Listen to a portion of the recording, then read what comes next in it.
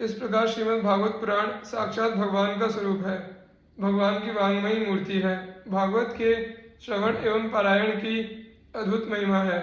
सुखदेव जी इसकी अतुलनीय महिमा का बखान करते हुए कहते हैं, भागवत पुराणों का तिलक और वैष्णवों का धन है।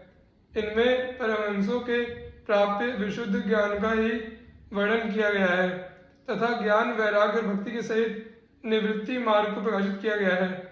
जो पुरुष भक्ति पूर्वक इसके श्रवण पठन और मनन में तत्पर रहता है वह मुक्त हो जाता है। यह भागवत शास्त्र भगवान श्री कृष्ण की प्राप्ति कराने वाला और नित्य प्रेमानंद रूप फल प्रदान करने वाला है। कृष्ण प्राप्ति करम शाश्वत प्रेमानंद फलप्रदम।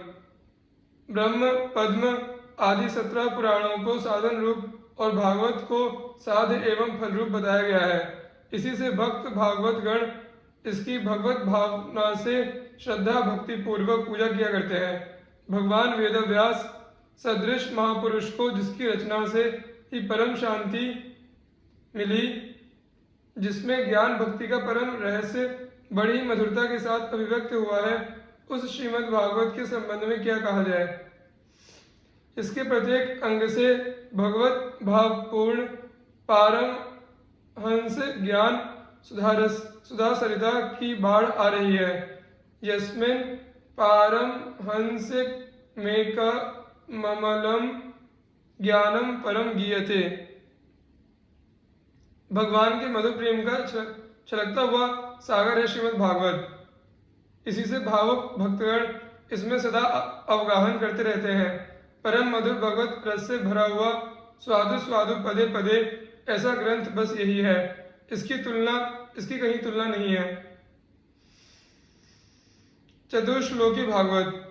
श्री ब्रह्मा जी की तपस्या से प्रसन्न होकर भगवान ने उन्हें अपना दर्शन दिया, अपने निर्गुण सगुण स्वरूपों का ज्ञान दिया, सृष्टि रचने की सामर्थ्य दी और सृष्टि करते हुए भी संसार में लिप्त न हो इसके लिए चतुश्लोकों का उपदेश दिया, जो इस प्रकार है। ज्ञानम परम गुह्य में यत् विज्ञान समन्वितम सरहस्यम तदंगम च गृहाण गदितम मया यावानहम यथाभावो यद्रूप गुण कर्मकः तथैव तत्व विज्ञानमस्तुते मदनुग्रहात्। अहमेवासमेवाग्रे नान्यत् यत् सत्परं पश्चादहं यदेतच्च यो वशिष्येत सोऽस्म्यहं ऋतेऽर्थं यत् प्रतीयेत न प्रतीयेच्चात्मनि तद्विद्यादात्मनो मायां यथा भासो यथा तमः यथा महान्ति भूतानि भूतेषु चावचेष्वनु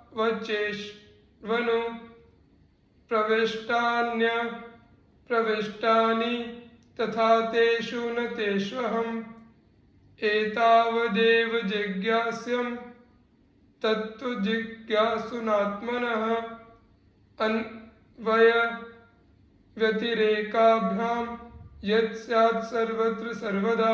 श्रीमद् भागवत 2:9-30-35। श्री भगवान ने कहा, है ब्रह्मा जी, अनुभव प्रेमा भक्ति तथा साधनों से युक्त अत्यंत गोपनीय अपने स्वरूप का ज्ञान मैं तुम्हें कहता हूँ, तुम उसे सुनकर ग्रहण करो। जितना मेरा विस्तार हो, मेरा जो लक्षण है, मेरे जितने और जैसे रूप गुण और लीलाएं हैं, मेरी कृपा से तुम उनका तत्व ठीक ठीक वैसा ही अनुभव करो।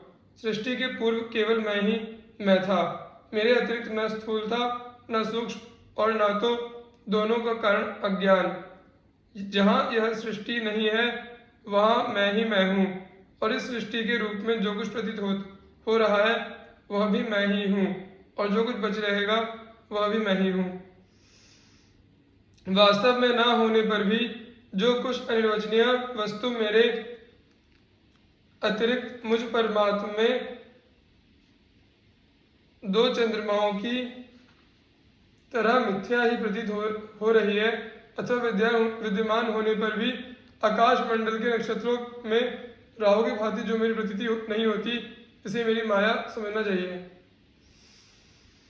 जैसे प्राणियों के पंचभूत रचित छोटे बड़े शरीरों में आकाश आदि पंच महाभूत उन शरीरों के कार्य रूप से निर्मित होने के कारण प्रवेश करते भी हैं और पहले से ही उन स्थानों और रूपों में कारण रूप से विद्यमान रहने के कारण प्रवेश नहीं भी करते, वैसे ही उन प्राणियों के शरीर की दृष्टि से मैं उनमें आत्मा के रूप में प्रवेश किए हुए हूँ और आत्म दृष्टि से अपने अतिरिक्त और कोई वस्तु न होने के कारण उनमें प्रविष्ट नहीं भी हूँ।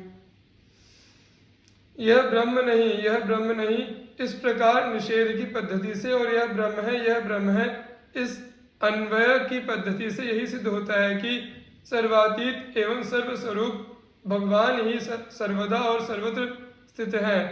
वे ही वास्तविक तत्व हैं। जो आत्मा अथवा परमात्मा का तत्व जानना चाहते हैं, उन्हें केवल इतना ही जानने की आवश्यकता है। 18 स्मृतियां और उनके रचयिता आचार्य। मनुस्मृति अत्रय वैष्णवीय हारितक यामी याज्ञवल्क्य अंगिरा शनैश्चर संवृतक नामी कात्यायनी सांडिल्य गौतमी वसीठी दाशी सुरगुरु साता ताप पारासर क्रतु मुनि भाखी आशा पास उदार धी परलोक लोक साधन सो 10-8 सुमृति जिन उच्चरी तिन पद सरसिज भालमो।